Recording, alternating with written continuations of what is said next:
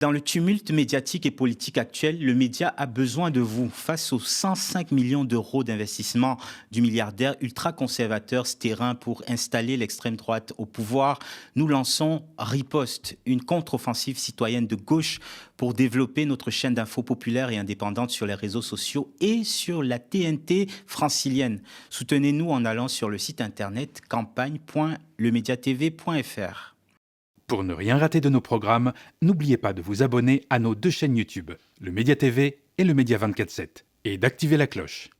Salut à toutes et à tous, vous regardez l'œil de Moumou sur le média qui grandit malgré cette nouvelle configuration que vous avez remarquée, avec une deuxième chaîne YouTube aussi, le Média 24/7, à laquelle nous vous invitons à vous abonner, une proposition plus axée sur l'actualité quotidienne, avec également de nouveaux programmes, notamment la contre-matinale diffusée tous les matins, du lundi au vendredi à 8h sur le Média 24/7. Retrouvez également le journal des luttes du lundi au vendredi à 13h.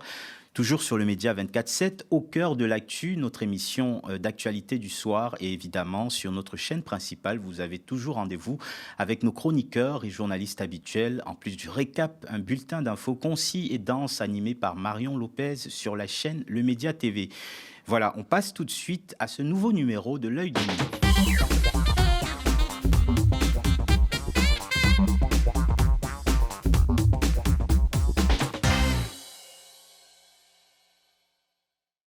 Salut Mourad. Bonjour à toutes et à tous, bonjour à toi cher Fabrice. Alors on démarre comme d'habitude avec les tops et les flops, mais avant cela, ton habituel préambule. Eh oui, qui est inscrit, comme je le dis souvent, dans le marbre désormais. Évidemment. On va parler de l'humoriste Mustapha El Atrassi, alors qui a été visé, alors notamment Marion Maréchal Le Pen a dit qu'elle allait porter plainte contre lui parce qu'il a fait un sketch au cours d'un spectacle qui a été filmé. Il a fait un sketch où il disait en gros: il faudrait que les Tunisiens, les Algériens, les Marocains se regroupent tous ensemble, fraternisent pour taper sur les Français. Voilà. Bon, c'est un spectacle humoristique. Et donc, tout le monde lui est tombé dessus en disant c'est du racisme anti-blanc, anti-français et compagnie. Ça m'a rappelé quelque chose. Je vais vous laisser regarder ce sketch qui date un tout petit peu, hein, mais qui n'est pas non plus du Michel Leb. Ce sketch de l'excellent, je le trouve, Patrick Timsit. Je vous laisse écouter, puis on en reparle juste après. Si on se mélangeait les noirs avec les blancs, les femmes noires coucheraient avec les hommes blancs, les femmes blanches coucheraient avec les hommes noirs. Mais dans 3 générations, on serait tous métis, on serait tous café au lait, on serait tous pareils, tous égaux, tous unis, pour aller péter la gueule à ces salauds de Chinois. Donc voilà, il a toujours été comme ça, Timsit, il a toujours manié ce genre d'humour. Il tape notamment sur les juifs, lui-même qui est de culture juive. Il tape sur les séfarades, sur les ashkénazes et compagnie. Enfin, donc il a toujours été comme ça n'a jamais posé de problème. Et là, ça pose un problème, peut-être parce que c'est Patrick Timsit et pas Mustapha Timsit. Alors, voilà, c'est l'équivalent, c'est un peu comme si je me moquais de la relégation en Ligue 2 de Saint-Étienne. Mon équipe chérie. Mais voilà, mais évidemment que j'en rigole. Donc il faut arrêter de déconner à un moment donné et puis ne pas faire 2 poids 2 mesures en fonction du prénom et du nom des personnes, ce qui est exactement le cas. L'autre préambule, il va aller. Alors c'est assez drôle. C'est De Villiers. Alors De Villiers qui est devenu une espèce d'icône des chaînes Bololand notamment, mais des chaînes, tous les médias d'extrême droite en général. Exactement, c'est devenu une espèce d'icône, un mec intouchable, le Puy du Fou. Hein. Et il va sortir un truc assez marrant sur les Sarrasins qui vivent dans leur tenue du 7e siècle. Et il oublie juste un petit détail. Est-ce que ce sont les seuls à vivre en djellaba au 7e siècle ? Vous êtes sûr ? On va vérifier. Regardez cette photo. On y voit De Villiers et au milieu, alors est-ce que tu l'as reconnu ? Le personnage qui est au milieu, là, habillé en une tunique complètement improbable. Non, pas vraiment. Pas vraiment. C'est le ministre de l'Intérieur, c'est Bruno Retailleau. Et donc, qui est habillé de manière un peu clownesque. Ils oublient juste, en fait, Retailleau qui avait participé avec De Villiers à la promotion du Puy du Fou. Et donc, il se déguisait. Il n'y a pas de problème. C'est pas pour ça qu'on en fait des attardés et des demeurés. Le dernier préambule, ça concerne notre ami Rafovitch. Vous savez, le fameux porte-parole de l'armée génocidaire israélienne et du gouvernement hors la loi israélien, il va... je vous avais parlé la semaine dernière, je vous avais expliqué que la porte-parole du gouvernement avait lancé, et on n'a pas été déçus, avait lancé la semaine officielle de l'anti-musulmanisme, de l'arabophobie complètement, et de l'islamophobie complètement décomplexée. On n'a pas été déçus, c'était que ça par rapport, vous savez, le fameux rapport sur les soi-disant frères musulmans qui seraient partout et sur l'entrisme, exactement.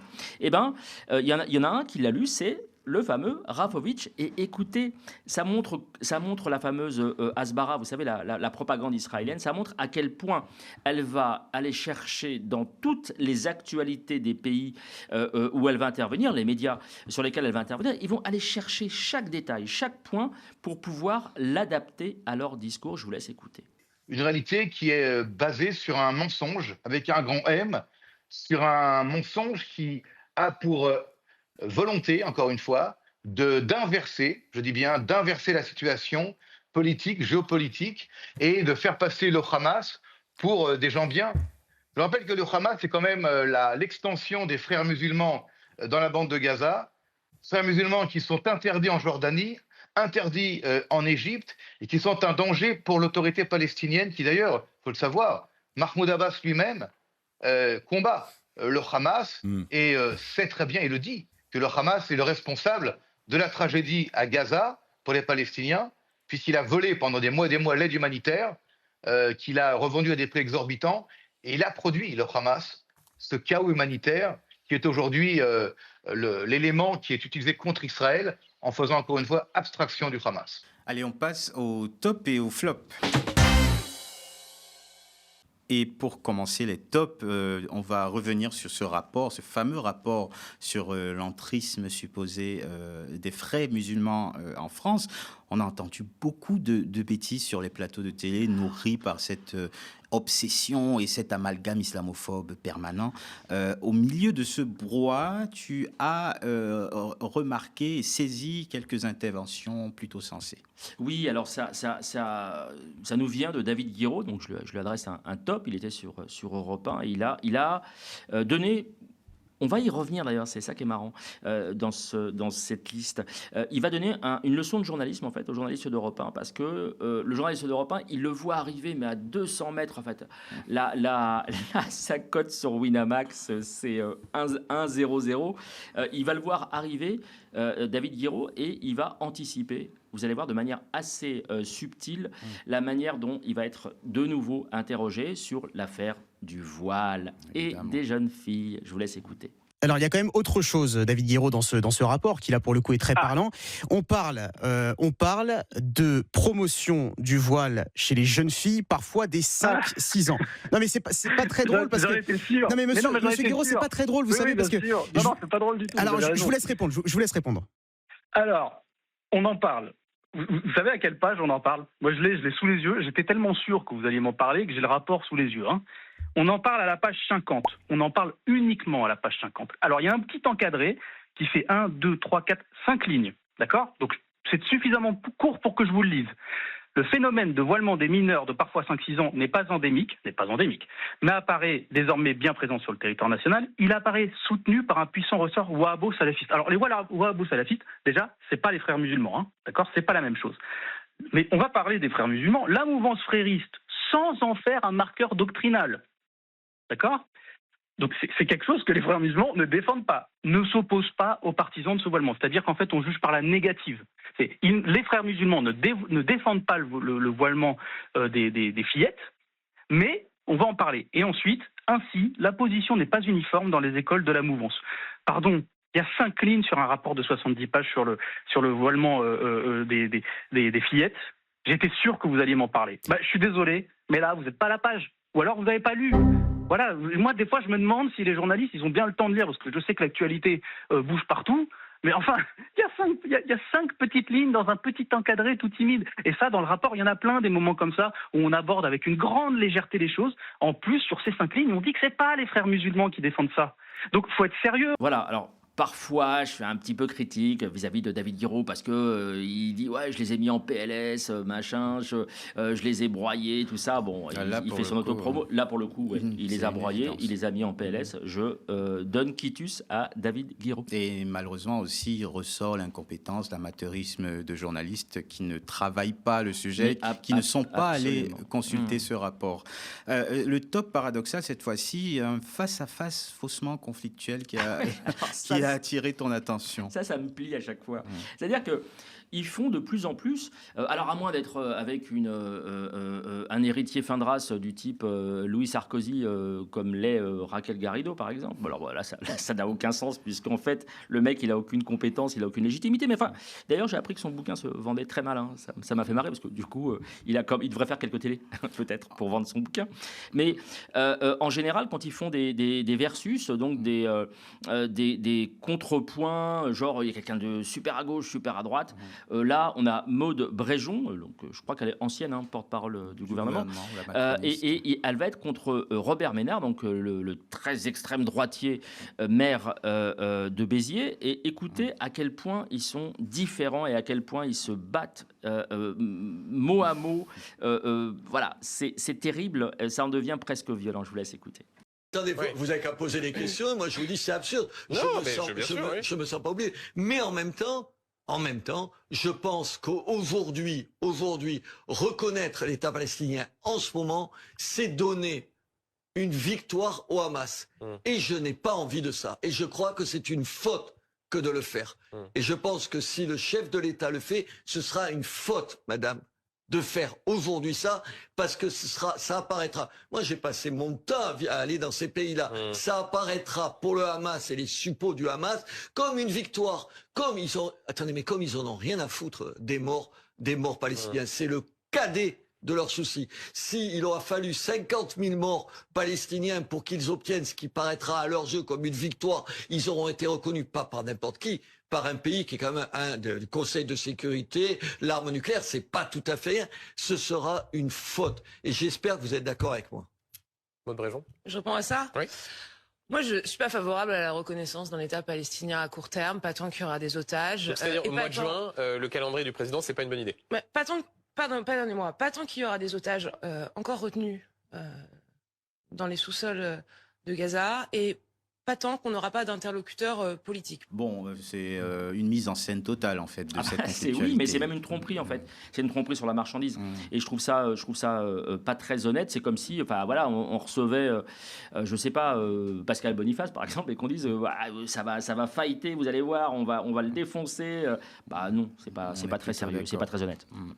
Un top mégalo, maintenant, l'hubris et le narcissisme sont des comportements qu'on voit souvent chez nos confrères et consoeurs des médias mainstream, et tu l'as remarqué une nouvelle fois. Ouais, alors par manque de place, on n'avait pas passé l'extrait de Thierry Ardisson qui avait comparé Gaza à Auschwitz. Donc on l'avait pas passé, mais moi je pense que vous l'avez à peu près tous vu. Et puis elle est revenue dessus, Léa Salamé, donc dans son émission Boboland, le TPMP pour Bourgeois.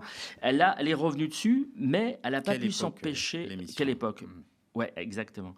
Elle n'a pas pu s'empêcher de ramener ça à elle. Moi, je vous montre juste un extrait, mais c'est comme ça pendant plus de 3 minutes. Je vous laisse écouter. Je tenais à revenir sur ce qui s'est passé lors de la dernière émission qui a suscité énormément de réactions. Ce moment donc où nous évoquions la situation dramatique à Gaza avec le médecin humanitaire Raphaël Pitti et où Thierry Ardisson a comparé Gaza à Auschwitz. Thierry Ardisson s'est excusé le lendemain, disant avoir parlé sous le coup de l'émotion. Mais je sais que cette séquence a choqué. Je sais qu'elle a blessé des gens, notamment des enfants et des petits-enfants de rescapés d'Auschwitz. Et cela me mortifie. Cela me mortifie parce que je rejette toute banalisation de l'abomination ultime que fut la Shoah, l'extermination des Juifs d'Europe. Et je n'ai cessé ici et dans tout mon parcours de journaliste de parler, de rappeler le mal absolu que fut le génocide nazi et de faire témoigner les derniers rescapés. Encore ici même, en janvier dernier, lorsque nous avons reçu, et c'était un moment bouleversant, Ginette Kolinka et Esther Senot pour commémorer les 80 ans de la libération du camp d'Auschwitz. Nous avons par ailleurs consacré de très nombreuses émissions au massacre du 7 octobre, aux attaques terroristes abjectes du Hamas, au sort des otages et à la montée effrayante de l'antisémitisme en France. Alors cette séquence, nous aurions dû être vigilants et anticiper qu'elle pourrait être isolée, sortie de son contexte et diffusée sur les réseaux sociaux. Qu'en 2025, on peut diffuser hors contexte 20 secondes d'une émission de 2h30 sans rappeler ce qui s'est dit avant et ce qui s'est dit après. Et donc après, elle va pas pouvoir s'empêcher je vous invite à aller voir si vous avez du temps à perdre, mais elle va pas pouvoir s'empêcher de parler de son histoire libanaise de manière romanesque, complètement déconnectée de la réalité. On avait coincé, je crois que c'était Ramayad qui avait expliqué qu'elle était quasiment arrivée en France avec une valise en carton, alors qu'en fait c'était quand même la fille d'un diplomate. Elle était plutôt bien lotie. Donc voilà, là elle la joue comme ça, elle nous raconte qu'elle connaît bien les affres de la guerre, le Liban, tout ça. On ne l'a pas entendu sur les frappes israéliennes au Liban, soit dit en passant. Donc c'est moi je. Et ça se termine en plus par des applaudissements que je trouve d'une indécence totale quand on parle d'Auschwitz et de Gaza.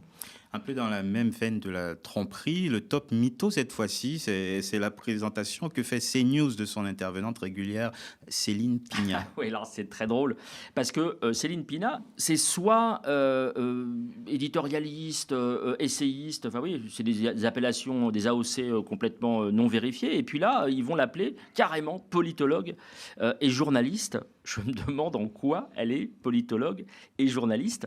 Je ne comprends absolument pas le fait qu'on puisse la qualifier comme ça, alors qu'elle est au service unique, exclusif de l'extrême droite française et des médias de Bol-Hollande. Donc, faites vraiment attention aux appellations, aux AOC, comme je les appelle, ou aux AOI, incontrôlés, de ces gens qui vont sur les plateaux pour déverser, en fait, pourquoi on les paye et ce qu'on attend d'eux, qui n'a rien à voir avec un travail journalistique ni un travail de politologue en l'occurrence. Et qui ne sont experts de rien du tout. Absolument. Évidemment, et experts de tout, par ricochet. Exactement, c'est parti pour les flops. Et dans les flops, un mot de la chamaillerie, l'engueulade, l'altercation, on ne sait plus très bien comment appeler cela, qui a eu lieu entre Brigitte Macron et Emmanuel Macron. Ouais, je ne pensais pas en parler, très honnêtement, parce que pour moi, c'est d'un intérêt très, très relatif. Mais enfin, ça a occupé l'espace médiatique. Et je rappelle qu'on est dans une émission de critique média. Et donc, moi, je l'appelle le chamaillou, en hommage à un musicien célèbre. Le chamaillou présidentiel, en fait, Perico Légas, dont on a déjà parlé ici, donc alors, à l'origine, Perico Légas est un critique, un journaliste culinaire, et il s'est reconverti dans la tautologie. Donc voilà, il a un avis sur tout, et surtout un avis. Il va expliquer que vous avez sans doute vu les images à la télé ou sur les réseaux sociaux. Et bien, lui va expliquer que c'est un moment personnel de couple, et alors on s'en fout de savoir s'ils se sont frappés, pas frappés, c'est pas la question, et que ce sont des images volées. Waouh, je vous laisse regarder. Très sérieusement, nous n'avons pas à intervenir dans cet acte de vie strictement privé. Je suis désolé, c'est une image volée. Il n'était pas. Elle n'est pas volée. Ils savent très bien. Oui, ils arrivent en avion présidentiel. Ils savent qu'ils sont filmés. Ils ne se sont pas donnés en public. Il s'avère que l'axe de la caméra était placé de telle façon qu'on a vu. La caméra est placée devant la porte. Ah oui. Elle est placée devant la porte. Il a fait une erreur. Les journalistes ne sont pas idiots. Ils passent la caméra devant la porte. Bien, ils n'ont pas fait cette scène pour être vus. Ils pensaient ne pas être vus. Devant la porte. Ce en quoi devant la porte, ouais. Oui, c'est une erreur de sa part. À lui, elle est bien restée en arrière. Alors, elle aurait pu se douter que sa main. Mais attends, excuse-moi, mais dans l'escalier, elle refuse de prendre son bras. Elle sait qu'ils sont en mondovision. Donc elle le fait exprès. Vous avez raison, je veux juste vous dire qu'ils ne se sont pas produits volontairement pour qu'on les voit s'interpeller, se gifler. Ah bon? Des images volées? C'est une agence, plusieurs agences de presse qui ont été accréditées. C'est un voyage officiel. A priori, Macron... D'ailleurs, il faudra quand même qu'on se pose un jour la question pour savoir pourquoi les présidents se trimballent, et les présidentes se trimballent avec leurs conjoints et leurs conjointes. Je ne vois pas pourquoi. On n'a pas voté, on a voté pour Macron. Pardon. Pause. On fait la barre. Non. Les Français ont voté pour Macron, pas pour un couple. Donc voilà, je ferme la parenthèse. Mais enfin, je veux dire, ils sont en représentation. Ils représentent l'État. Ils descendent d'un avion présidentiel, un avion de la République française. On est officiel. Évidemment, c'est un voyage d'État. Évidemment. Donc on n'est pas dans quelque chose de privé. Et donc Perico Légas, waouh, quoi, reviens au fourneau, mon chéri. lâche les micros. T'es pas fait pour ça. Et dans le rayon des flops également, un échange entre Manuel Bompard qui a échangé donc avec un journaliste de RTL qui l'a remis un petit peu à sa place. Complètement. Olivier Bost qui a complètement lâché la rampe. Il a perdu pied. Et il est vraiment... Alors pardon, je ne connais pas Manuel Bompard personnellement. Hein. Je dis juste que il fait partie de ces gens qui m'ont fait changer d'avis sur la présence sur certains plateaux. Il est très bon. Franchement, Manuel Bompard est vraiment, je trouve même excellent. C'est mon avis. Il connaît ses sujets en général. Et il a de la répartie surtout. Et ça, on ne peut pas avoir de la répartie si on ne maîtrise pas ses sujets. En fait. C'est ça. Là, je te rejoins complètement, Fabrice. Et lui maîtrise ses sujets. Et là, il a fait mouche à tel point que Olivier Bost va, je vous dis, lâcher la rampe parce qu'il va se retrouver tout con, il va bugger face à l'évidence sur les questions de deux poids, deux mesures que va soulever Manuel Bompard.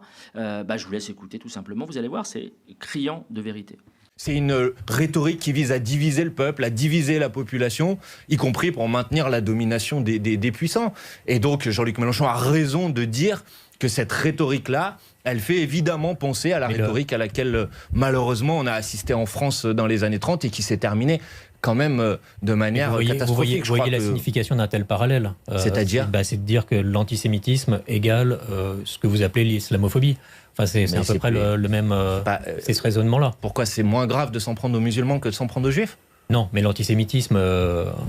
alors on peut à la fois dénoncer l'antisémitisme, je le fais, je dénonce l'antisémitisme, et dénoncer l'islamophobie. Pourquoi vous voulez hiérarchiser l'un par rapport à l'autre? Non, c'est pas hiérarchiser. Évidemment que quand on s'en prend à une personne parce qu'elle est juive, ça doit être condamné de toutes nos forces. Et évidemment, quand on s'en prend à une personne parce qu'elle est musulmane, ça doit être condamné de toutes nos forces. Et c'est pareil quand on s'en prend à quelqu'un, quelle que soit sa religion, sa couleur de peau ou son origine. Donc ça vient totalement valider le fait qu'effectivement, il y a un deux poids, deux mesures, y compris... Alors, chez les politiques, c'est évident, chez Retailleau ou d'autres.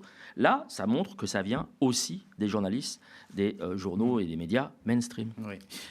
Encore dans les flops, une tribune ostensiblement pro-Bolloré qui vient du directeur de l'information du Télégramme. Oui, alors il s'agit du Télégramme de Brest et d'un papier, qu'on va voir à l'écran, d'un éditorial de Hubert Coudurier, qui est le responsable, quand même, le directeur de l'information du Télégramme de Brest, qui est un grand journal de presse quotidienne régionale. Et il va faire un papier parce qu'il y a eu une initiative des soulèvements de la Terre qui se sont mobilisés contre Bolloré et la mainmise de Bolloré, notamment sur l'édition et ainsi de suite. Et il va titrer ça « Stop à l'agite-prop ». L'agite-prop, alors ça nous renvoie aux années 60-70, anti-Bolloré. Bon, ok, il a le droit de penser ça. Mais il va expliquer que reproche-t-on à l'industriel breton dans cette opération à grand spectacle qui ressemble fort de l'instrumentalisation, je n'arriverai jamais avec ce mot-là, politique. Évidemment que c'est politique. Je veux dire, c'est une action politique, les soulèvements de la Terre. D'avoir embauché un gardien qui aurait eu des liens avec l'extrême droite. Oui, ça pose un problème quand même. Ça rappelle un peu, toute proportion gardée, comme dirait notre ami Jakubowicz, ça rappelle quand même un tout petit peu le fait qu'on ait recyclé un certain nombre de collabos au motif qu'ils étaient utiles ou nécessaires dans les administrations françaises. Je pense évidemment à Papon. Les sociétés de sécurité ont rarement recours à des nurses et leurs employés sont embauchés sur des critères d'efficacité. On en revient au même truc. Notez quand même, avoir recours à des nurses, ça veut dire à des bonnes femmes, à des gonzesses qui sont frêles, qui sont faibles, qui d'ailleurs accessoirement vont torcher les fesses de la bourgeoisie. Et donc en plus c'est complètement misogyne au dernier degré. Il y a rien qui va. Et il va continuer, pardon. Il va continuer en expliquant que, comme beaucoup d'autres, il contribue à la réussite de la Bretagne, dont beaucoup de ses salariés donc de Bolloré peuvent s'enorgueillir. Mieux vaudrait pour eux que Bolloré ne plie pas bagage comme en Afrique. Ah bon? Déjà, il n'a pas plié bagage. Il a négocié de ne pas avoir de procès parce qu'il avait corrompu des dictateurs africains. Et il va terminer par le fait que Bolloré contribue, écoutez bien, Bolloré contribue au pluralisme des idées dans un pays longtemps soumis à une certaine doxa médiatique. Grand seigneur, ce Bolloré. C'est incroyable. Je précise, pour être tout à fait transparent et honnête, que la société des journalistes du groupe, de Télégramme, du titre Télégramme, se sont désolidarisés au travers d'un communiqué des propos qui sont absolument scandaleux et d'une lèche. C'est une brosse à reluire que je trouve totalement indécente. Il faudra peut-être qu'ils reviennent ou qu'ils viennent simple, je ne sais pas d'ailleurs, au journalisme, plutôt que de sortir des aberrations pareilles. Merci Hubert Coudurier de réfléchir à ça, sachant que ce n'est pas que nous, ce ne sont pas que des vilains gauchistes, c'est aussi sa propre rédaction qui le remet en place. Et c'est un appel qu'il faudrait lancer à quasiment toutes les rédactions parisiennes, malheureusement, qui tiennent souvent ce type de discours. Alors, dans les flops également, échange électrique entre Aymeric Caron et Jean-Jacques Bourdin. C'est, je pense, le moment médiatique pour moi de la semaine, vraiment. En l'espace de, je crois que c'est 25 minutes. Alors, on parle souvent de Bourdin ici. On montre son manque total de recul et notamment son deux poids, deux mesures, pardon de redire ça, son deux poids, deux mesures en fonction de qui il a en face de lui. Et là, c'est exceptionnel parce qu'il a donc effectivement Aymeric Caron, qui, je rappelle, est ancien journaliste et qui connaît très bien les ficelles du métier. Et là, on va voir 2-3 extraits, mais là, je vais vous montrer l'extrait qui m'a vraiment fait rire et qui a été beaucoup partagé sur les réseaux sociaux. C'est la découverte par Aymeric Caron du sens de l'humour particulier qu'on ne devinait pas forcément de notre ami Jean-Jacques Bourdin. Je vous laisse regarder et écouter, surtout écouter. Pourquoi laisser penser que tous les musulmans sont des islamistes? Pourquoi? Mais c'est vous qui allez me répondre. C'est certainement pas moi, c'est certainement pas ma formation politique. Quand vous accusez d'islamophobie, tout ce qui a trait, cette partie humoristique de vous. Et dans cette même interview qui est vraiment surréaliste, je vous invite pour une fois à la voir dans son intégralité parce qu'elle est extraordinaire. Il va donner un cours de journalisme et là, regardez bien notre ami Bourdin, il est complètement déstabilisé comme je ne l'ai jamais vu. Franchement, chapeau bas à Aymeric Caron. Je vous laisse regarder. Aymeric Caron, est-ce que le Hamas est complice de tout cela? C'est intéressant. En affirmant, intéressant. Pardon, mais je complète ma question. En affirmant que le peuple palestinien le soutient, ce qui est pas toujours vrai. En affamant aussi le peuple palestinien. Ah bon? Ben oui. Comment? Oui, en le privant d'une partie de l'aide humanitaire. Ah bon? Vous avez des informations fiables là-dessus? Eh ben, vous en avez. Les ONG des informations qui ne sont pas fiables là-dessus? Apparemment, vous reprenez la propagande de Netanyahou. En tirant, mais pas du tout. Il faut faire votre boulot. En tirant. Il faut faire votre boulot de journaliste et vérifier. Vous n'êtes pas là pour me donner des leçons de journalisme. Non, je vous demande juste de vérifier vos informations. Votre prétention est grande, mais mais limitons la. C'est pas la peine de faire des attaques ad personam. Lorsque je vous fais remarquer que votre information n'est pas fiable, Jean-Jacques Bourdin. Je vous pose la question. Quelle est la source? Est-ce qu'il y a des manifestations? Non, vous me demandiez, vous me disiez à l'instant, le Hamas vole. Je suis en train de vous poser la question. D'où tirez-vous l'information selon laquelle c'est le Hamas qui affame aujourd'hui les populations palestiniennes? C'est le Hamas qui a privé la population palestinienne d'une partie de l'aide humanitaire. Vous le savez bien. Donc en ce moment, c'est le Hamas qui affame. Tout le monde le sait, c'est renseigné. Tout le monde le sait. Bon, alors, je la connaissais pas cette source, tout le monde le sait. Alors je discutais avec. Je réponds à votre question, Jean-Jacques Bourdin. C'est ça qui m'intéresse. Je réponds à votre question, Jean-Jacques Bourdin. C'est complice. En ce qui concerne, est-ce qu'ils sont complices? Alors, et il est tellement Bourdin sur une position évidente de chien de garde qu'en fait, il va être conforté à son corps défendant. C'est pas lui qui a commandé ni l'inverse, mais il va être conforté par Retailleau qui va sortir exactement les mêmes éléments de langage au cours d'une intervention. Je crois que c'était à Nanterre, à la préfecture de Nanterre, mais écoutez bien, c'est exactement les mêmes éléments de langage concernant l'amalgame sur les islamistes et les musulmans qui seraient instrumentalisés par la gauche et LFI. Je vous laisse écouter. Ce sont des pays musulmans qui ont interdit les frères musulmans, leurs organisations. Ce sont donc des pays musulmans qui, les premiers, se sont rendus compte des dégâts que ces organisations-là pouvaient faire dans leur propre pays. Le pire des amalgames, c'est celui qui consiste à dire que attaquer l'islamisme, c'est attaquer les musulmans. Merci Mourad, on passe à la rubrique au microscope. Dans ce monde en crise perpétuelle, vous qui nous regardez pouvez vous sentir impuissant devant les tragédies qui se multiplient partout dans le monde. Israël qui perpètre un génocide à Gaza, mais aussi le Congo, le Soudan, déchiré par des guerres dont l'Occident n'est pas étranger. Et sans oublier les nombreuses tensions diplomatiques partout dans le monde. Que faire face à ces crises? Nos invités de cette rubrique Au microscope sont 2 citoyennes engagées qui, depuis plusieurs mois, se mobilisent avec force et conviction. Leur combat, dénoncer les injustices flagrantes, les 2 poids 2 mesures qui gangrènent notre société et l'inquiétante normalisation des discours de l'extrême droite. Des discours qui trouvent aujourd'hui un écho dramatique dans le génocide en cours à Gaza, mais aussi dans les tensions historiques et toujours vives entre la France et l'Algérie. À travers des tribunes, des prises de parole, une mobilisation citoyenne active, elle porte une parole nécessaire, celle d'une société civile qui refuse de rester silencieuse. Et cela dans le but de fédérer largement, rassembler des signatures et interpeller nos responsables politiques pour qu'ils prennent enfin des mesures concrètes. On en parle donc avec Diana Ismail. Bonjour. Bonjour, merci pour votre invitation. Merci à vous de l'avoir accepté. Nassera Zaidi, bonjour. Bonjour. Je rappelle que vous êtes aussi coordinatrice nationale du collectif pour la reconnaissance des crimes coloniaux. Je commence par vous, Diana, peut-être, et vous prendrez la parole si vous voulez aussi. Qu'est-ce qui vous a poussé à initier toute cette série d'engagements militants concrets?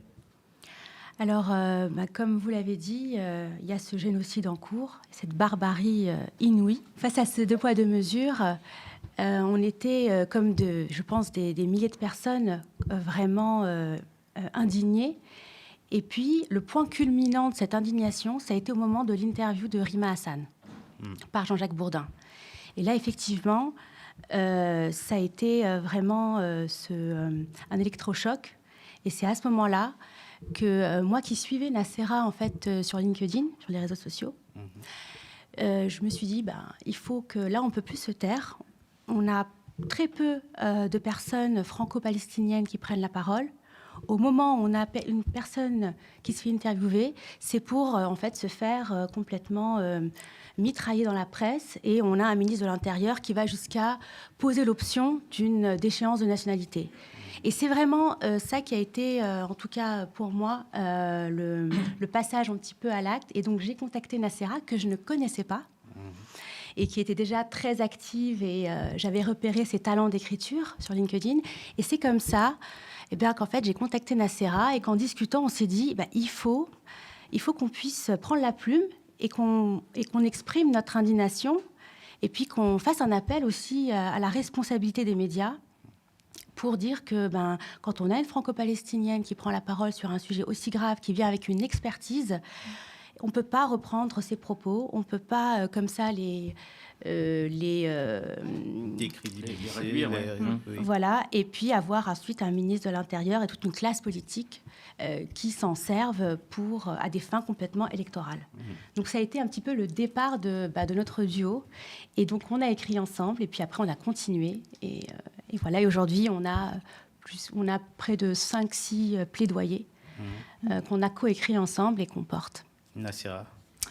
Alors moi, j'avoue, oui, je suis militante antiraciste. Comme vous l'avez rappelé, je suis aussi coordinatrice nationale pour la reconnaissance des crimes coloniaux. Je suis traversée, en tous les cas, dans mon parcours, par l'idée que cette injustice permanente, moi je renvoie l'idée de néocolonialisme. Moi je suis issue de l'immigration, je suis issue de quartiers défavorisés, je me suis construite toute seule, j'ai traversé des années de discrimination, j'ai fait un parcours emblématique, entre guillemets, puisque la République nous disait « faites le taf et on vous remerciera ». On ne l'a pas été nécessairement. Bon, c'est vrai que moi, l'outil LinkedIn, je l'ai utilisé d'abord parce que j'ai quitté l'éducation nationale, j'ai démissionné, parce que je trouvais ça intolérable, parce que déjà, l'égalité des chances, c'est une belle farce. Et de surcroît, ce qui se tramait dernièrement dans l'éducation nationale, c'est que l'enfant issu ou de culture musulmane était identifié comme potentiellement un terroriste. En fait, dans les salles de classe, on identifiait nos camarades en disant mais il faudra le surveiller davantage parce qu'il y a des circulaires qui commencent à nous dicter des conduites. Moi, c'était juste intolérable, je ne pouvais pas, j'ai démissionné, etc. Parce que j'avais, je pense, fait le tour. Et puis c'était lié à une frustration, puisque j'ai un doctorat, moi, et que j'ai dû passer le concours pour manger, entre guillemets. Et donc je voulais réparer. Je voulais réparer ce qu'on ne m'avait pas donné. Donc je portais ça, et je portais haut et fort l'idée que j'allais émanciper mes camarades qui me ressemblaient, entre guillemets. Donc j'ai même bossé en détention, où j'ai vu des choses abominables aussi, puisque la détention, c'est aussi une manière de voir que la discrimination, elle est plus que permanente, puisque non seulement ceux qui nous ressemblent, donc issus de l'immigration, noirs ou arabes, soyons clairs, sont enfermés beaucoup plus. Les conditions d'enfermement sont déplorable et de surcroît, la justice est discriminante. Donc, bon, bref, j'avais fait le tour et j'ai décidé donc de créer mon projet. Je me suis inscrite sur LinkedIn pour imaginer présenter mon profil, entre guillemets, de formatrice, de consultante. Et mais je n'ai pas pu m'empêcher, quoi. Très rapidement, je me suis donc transformée en militante. Et donc, j'écrivais des tribunes, etc., etc. Et c'est vrai qu'on s'est retrouvés là-dedans et qu'on a adoré l'idée qu'on pouvait fédérer nos énergies, parler au nom d'eux, parce que ça, c'est essentiel. C'est ce que je dis souvent à Diana. Beaucoup d'entre nous sont dans une phase de sidération parce qu'ils n'ont pas les outils intellectuels. Donc, nous, qui les avons, heureusement, tant mieux, voilà, on doit se les approprier et les utiliser à bon escient. Et donc, on a commencé, en effet, à travailler sur cet article-là.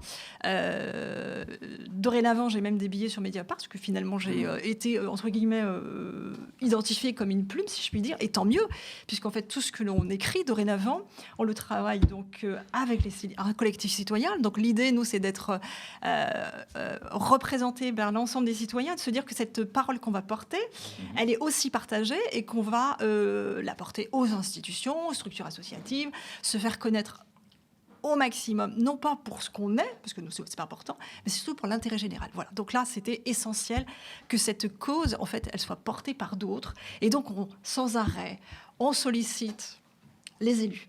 On écrit aux députés, à l'Assemblée nationale, partout. On a écrit au collectif.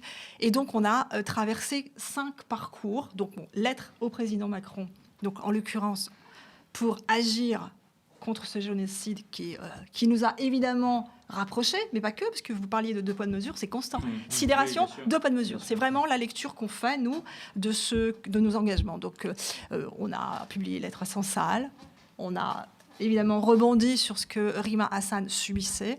Et là, dernièrement, on a porté un projet de plainte contre l'avocate franco-israélienne. Absolument, dont on va parler. Voilà. Absolument, on va en parler immédiatement. L'avocate, alors c'est une franco-génocidaire, hein, je l'appelle comme ça. On l'a déjà vu à plusieurs reprises ici. Et donc, oui, alors vous avez cité effectivement les plaidoyers. Donc, j'aime beaucoup cette formulation. Ça me semble tout à fait correspondre à ce que vous faites. Hein. Je suis allé voir, lire ce que vous avez produit. Et effectivement, il y a le 8 mai 45 en Algérie, donc notamment à Sétif. Et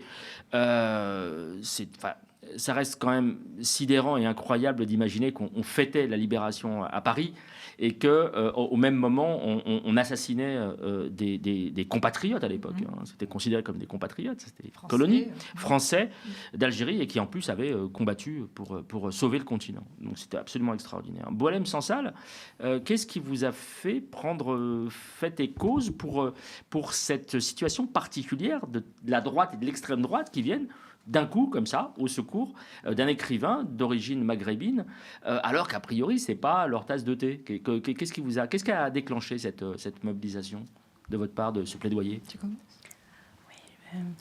Alors, c'est vrai que Boualem Sansal, c'est vraiment symptomatique de ce qu'on peut observer aujourd'hui, notamment des relations entre la France et l'Algérie. C'est-à-dire qu'on a un écrivain qui, dans ses propos, va très très loin dans la presque déshumanisation de ses compatriotes. Effectivement, il y a la liberté d'expression, mais dès que cette personne est effectivement attaquée, on voit l'extrême droite, notamment par la voix de Marion Maréchal Le Pen et d'autres, venir au secours d'un écrivain. Et ce qui nous a en fait alertés, c'est que à ce moment-là, pourquoi est-ce qu'il y aurait un 2 poids 2 mesures? Pourquoi est-ce qu'un écrivain dont les idées ne sont pas au service, on va dire, de la fraternité et qui tape sans arrêt sur ses compatriotes et puis l'islam, se met en place autour de cet écrivain une protection de tout un pan politique. Donc en fait, nous, l'idée, c'est qu'on voulait révéler cette hypocrisie et cette instrumentalisation politique au nom de la liberté d'opinion, en clair. Donc en fait, loin d'être un simple cas de liberté d'expression menacée, cette affaire révèle une instrumentalisation politique et médiatique qui interroge profondément les motivations et les priorités de la France. L'empressement avec lequel une partie de la scène politique et médiatique française s'est emparée de son cas contraste violemment avec le silence assourdissant qui entoure la situation de Mahdi Mondjib. C'est un écrivain donc et historien franco-marocain tout aussi engagé pour la liberté d'expression, mais moins enclin à critiquer l'islam évidemment, et les musulmans. Ce dernier, donc interdit de quitter le Maroc, est actuellement en grève de la faim pour défendre sa liberté d'expression et relégué à l'arrière-plan d'une actualité française, omnibulée par un seul homme, Monsieur Sansal. Cette sélectivité interpelle. D'autant qu'on a fait le parallèle avec le plus vieux prisonnier de France, n'est-ce pas, mais qui n'a pas évidemment la bonne nationalité, Georges Ibrahim Abdallah, et que nous, justement, on a interpellé volontairement Sansal pour lui dire que peut-être il comprendrait, en étant en prison, ce qu'est le drame de ce que vit Georges Ibrahim Abdallah dans les geôles de France depuis plus de 40 ans, libérable depuis 1999. Donc c'est un parallèle et puis un petit clin d'œil, voilà. Absolument. Alors justement, je continue et on va revenir au départ. Il y a également Fatima Assouna, notre consoeur qui a été assassinée par l'armée génocidaire. Il y a ce dont vous parlez tout à l'heure, le sort fait à Rima Hassan dans les médias, dont on a parlé ici de manière assez récurrente. J'invite évidemment à retrouver la chaîne YouTube du média pour revoir nos émissions à ce propos. Et puis, on revient donc à la fameuse, puisque c'est l'actualité la plus récente, Nili Kupfer Naori, donc, est une collaboratrice zélée du génocide en cours à Gaza, du gouvernement israélien, qui a organisé des colloques avec des ministres d'extrême droite israéliens qui considèrent les Gazaouis comme des animaux. Là, on va voir un extrait, pour qui aurait la chance de ne pas la connaître, on va voir un extrait de l'une de ses interventions récentes. Je vous laisse écouter. Parce que les Juifs dérangent. Je pense qu'on est encore une épine dans le pied de beaucoup d'acteurs de la région. À ce propos d'ailleurs, je pense qu'une des priorités de l'administration Trump serait justement de soutenir l'application de la souveraineté en Judée-Samarie par l'État d'Israël. Et pourquoi ? Parce que cela mettrait un frein aux velléités de certains acteurs de la région d'appliquer le djihad dans le monde entier, puisque vous savez que d'après l'islam, le monde est censé être divisé entre le Dar et l'islam, toutes ces terres qui ont été islamiques ou qui sont islamiques un jour, d'ailleurs ça comprend la France jusqu'à Poitiers, et le Dar el-Harb, c'est-à-dire les terres qu'ils doivent conquérir avec leurs sabres. Et donc, le fait d'appliquer la souveraineté en Judée-Samarie serait un message extrêmement fort de notre part, du fait que le djihad ne passera pas par Israël. Et un autre extrait, c'est une interview qu'elle a donnée à une chaîne YouTube, je crois, qui est une chaîne évidemment pro-Netanyahou, pro-israélienne, qui est proche du CRIF, et elle va expliquer, entre autres choses, qu'il faut être cruel. Il faut que les Juifs, donc elle a militer pour l'antisémitisme à ce point-là, ça me fascine, mais qu'il faut que les Juifs redeviennent. A priori, c'était comme ça au départ. Je ne sais pas d'où sort ça, mais bon, elle est très théo. Hein, elle est très, pour elle, c'est la Judée-Samarie, c'est pas la Cisjordanie. Elle va expliquer la manière dont elle conçoit la récupération des territoires palestiniens. Je vous laisse écouter. Le fait de soumettre le Hamas, ce n'est que comme ça que nous pourrons récupérer nos otages. Certainement pas par la voie diplomatique. Même si c'est la voie diplomatique qui a permis la libération de tous ces otages ces dernières semaines. Nous aurions pu les récupérer depuis bien longtemps si nous n'avions pas donné de camions humanitaires dès le premier jour, dès le 8 octobre, si nous avions mis un blocus sur Gaza, même pas avec l'entrée de nos soldats, un blocus sur Gaza, ne pas faire entrer de camions humanitaires, ne pas alimenter en eau, en électricité, en carburant. Le carburant a été utilisé pour alimenter l'arrivée d'oxygène dans les tunnels. Nous aurions annihilé le danger de la Gaza souterraine. Les otages auraient dû être remontés à la surface. Il est évident que nous avions les moyens. Il est vrai que nous avions une administration Biden qui nous a obligés à envoyer de l'humanitaire, soi-disant, à Gaza. Sinon, il y avait un blocus sur les armes. Et donc, j'ai sollicité Albert Lévy, qui est un ancien magistrat, qui est un syndicaliste et qui est avocat, qui est engagé notamment pour la cause palestinienne. Je lui ai posé la question de savoir, de comprendre la faisabilité de poursuites contre cette fameuse avocate franco-génocidaire. Je vous laisse écouter sa réponse. Son visage transcendé par la haine des Palestiniens porte les stigmates d'un fanatisme religieux. Mais lorsque Nili Kupfer Naouri, avocate franco-israélienne, éructe ces mots, nous comprenons que cette haine est indéfectible et que sa raison a déserté son esprit nourri à l'Israël de la Bible. Présidente de l'association Israel Forever, Kupfer se charge de mobiliser les sionistes de France. Elle organise galas, banquets, conférences jamais interdits à la faveur d'une protection quasi institutionnelle. Ces actions sont commises en violation du droit international sur la prévention du génocide. Lorsqu'elle entrave les convois humanitaires à Gaza, mais aussi lorsqu'au mépris de nos lois, la française revendique la destruction totale de Gaza et incite aux crimes de guerre. Et pourtant, les procureurs classent les plaintes des associations et des parlementaires insoumis, car Kupfer serait introuvable. Les parquets détournent pourtant l'esprit de la loi pour convoquer Rima Hassan ou Mathilde Panot, alors qu'elles ne font que défendre le droit des Palestiniens à ne pas être génocidés. Nombreux sont ceux qui s'émeuvent de cette inertie judiciaire. Il suffirait d'ouvrir une information judiciaire pour que des juges d'instruction se rendent en Israël sur commission rogatoire internationale.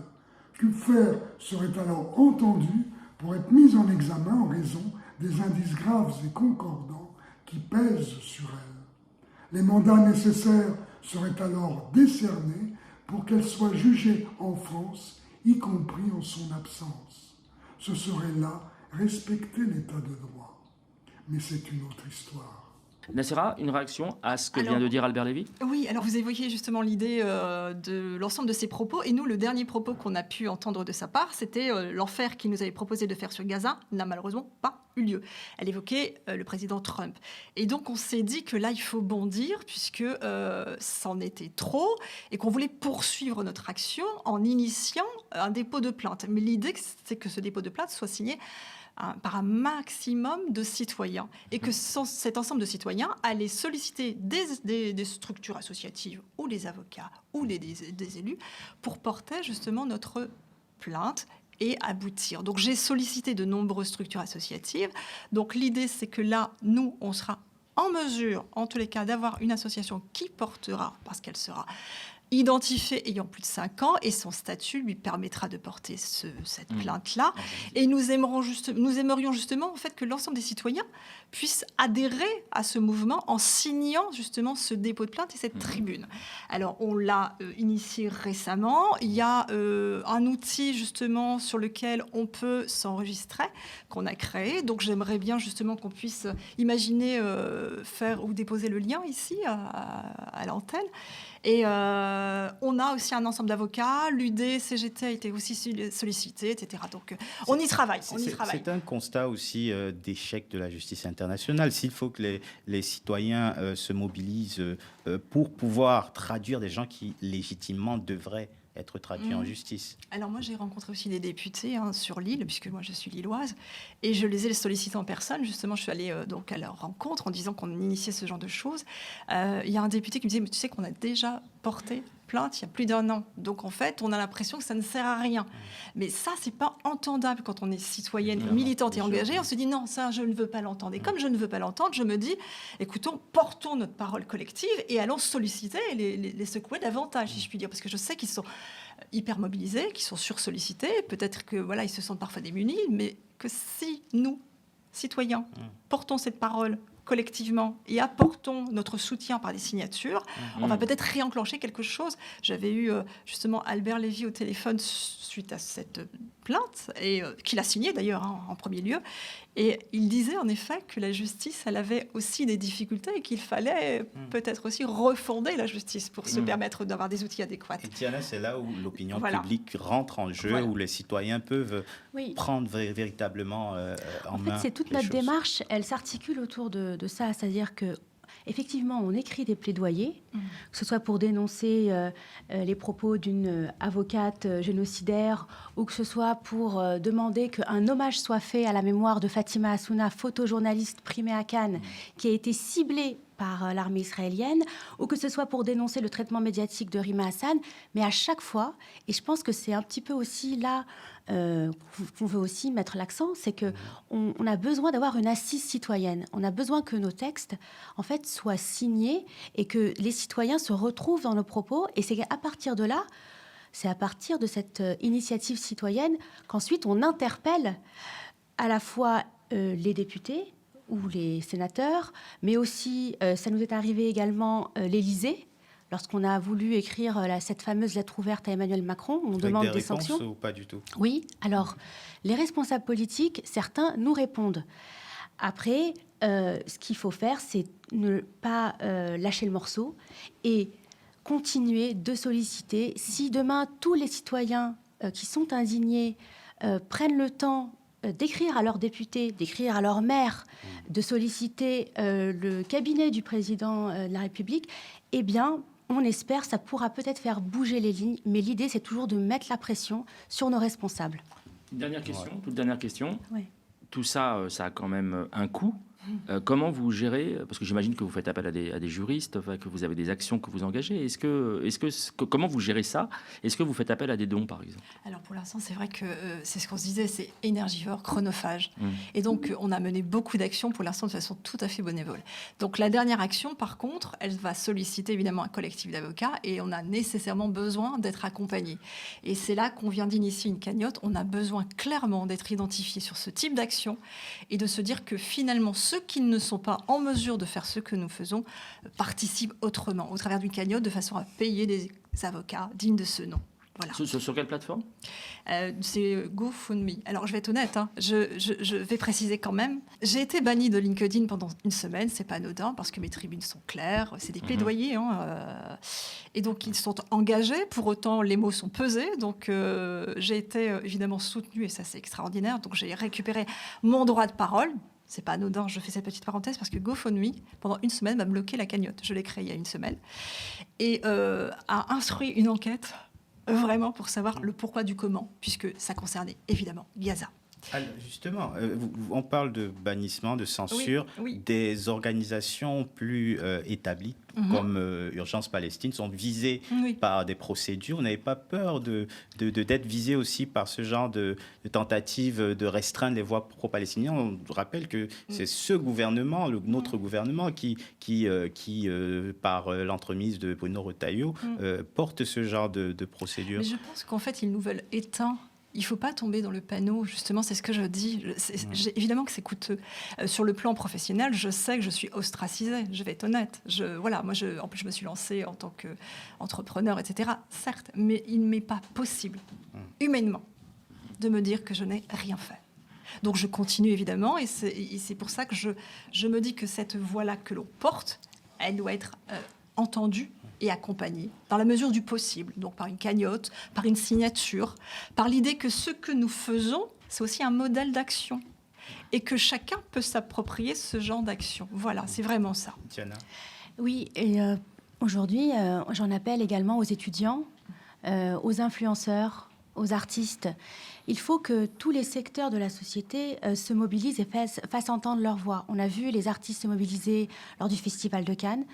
C'est déjà bien. On voit également les écrivains aujourd'hui sortir une tribune pour que le mot génocide soit 500 écrivains. Voilà, reconnu. Où sont les acteurs de la santé, par exemple? On appelle plus largement à une mobilisation des citoyens, des étudiants, de toute la société, parce qu'il ne faut pas que cette parole s'éteigne. Il faut continuer de faire pression sur nos responsables jusqu'à ce qu'on puisse avoir des actions qui soient mises en place. Et de dire également que ceux qui resteront silencieux et complices n'auront pas nos voix en 2027. Voilà. C'est une campagne qu'on a menée aussi. Merci beaucoup. Merci beaucoup Diana Ismail et Nacera Zaidi. On passe au coup de cœur. Et quels sont tes coups de cœur de la semaine, Moumou? Alors, il y a un placement de produit. Vous savez, quand il y a des séries, maintenant en France, on est obligé de mettre un petit P, je crois, en bas à droite pour dire placement de produit. Quand il y a une marque, voilà. Et là, il y a quelqu'un que j'aime beaucoup, c'est une artiste, une chanteuse qui fait des clips de manière assez régulière, qui s'appelle Sale Gosse sur les réseaux sociaux. Alors sur les réseaux sociaux, elle s'appelle Sale SALE _Gosse GOSE, et elle va réussir à placer tous les mots alors c'est ce qu'elle appelle de nos ennemis, à savoir islamistes, fréristes, wokistes, enfin bref, elle a réussi à placer plein, je les ai pas en tête, mais elle a réussi à placer plein de mots dans une même chanson. Je vous laisse écouter un extrait.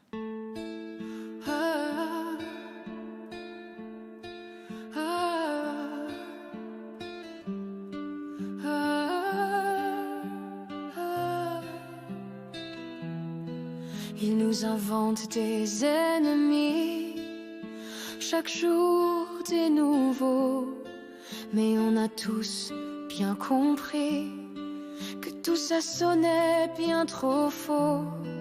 Les plus dangereux pour nous, pour la paix, pour la liberté, ce sont tous bien ces fous qui prétendent vouloir gouverner.